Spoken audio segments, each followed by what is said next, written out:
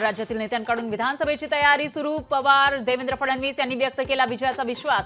तर विधानसभेची मॅच महायुतीच जिंकणार असल्याबाबत फडणवीसांकडून विश्वास.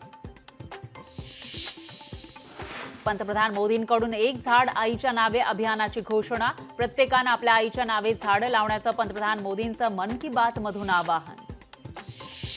1993च्या मुंबई साखळी बॉम्बस्फोट प्रकरणातील अबू सालेमला विशेष टाडा न्यायालयाचा मोठा दिलासा. अबू सालेमच्या जन्मठेपेच्या शिक्षेतून 12 वर्ष कमी केल्याची माहिती.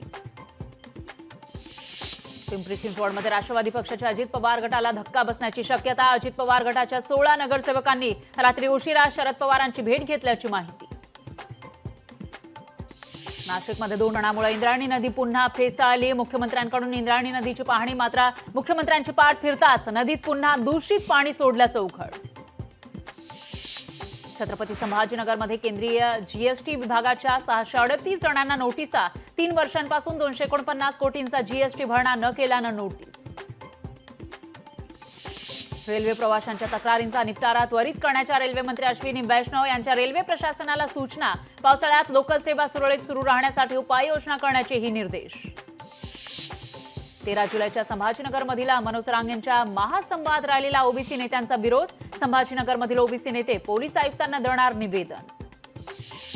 तुकोबा आणि माऊलींच्या पालख्यांचा आज पुण्यात मुक्काम. पालखी सोहळ्याच्या पार्श्वभूमीवर पुणे शहरातील वाहतुकीत मोठे बदल.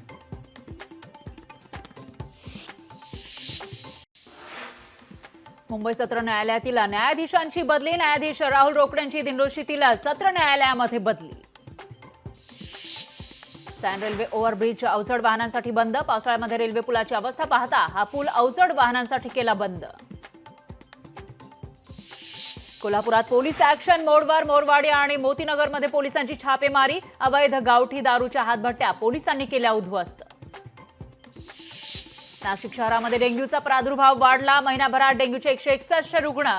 महापालिका अधिकाऱ्यांचे पेस्ट कंट्रोलकडे दुर्लक्ष होत असल्याचा नागरिकांचा आरोप.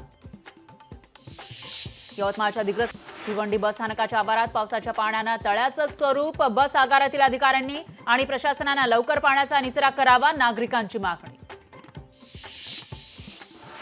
केंद्रीय मंत्री प्रतापराव जाधव यांचं बुलढाण्यात जोरदार स्वागत. कार्यकर्ते पदाधिकाऱ्यांकडून जाधवांचा नागरी सत्कार. मंत्रिपदाची शपथ घेतल्यानंतर जाधव पहिल्यांदाच बुलढाण्यात.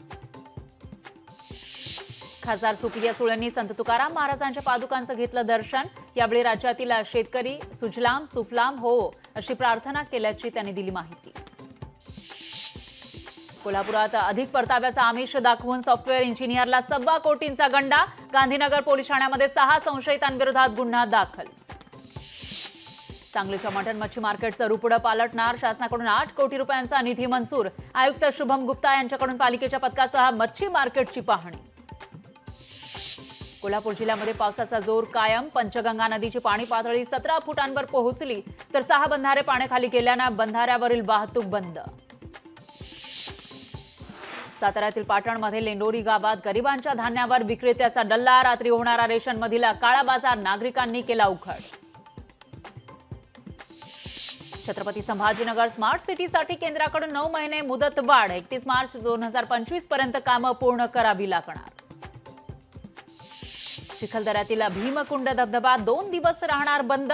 सोमवार आणि मंगळवारी धबधब्यावर पर्यटकांना प्रवेश बंद. माकडांचा बंदोबस्त करण्यासाठी निर्णय.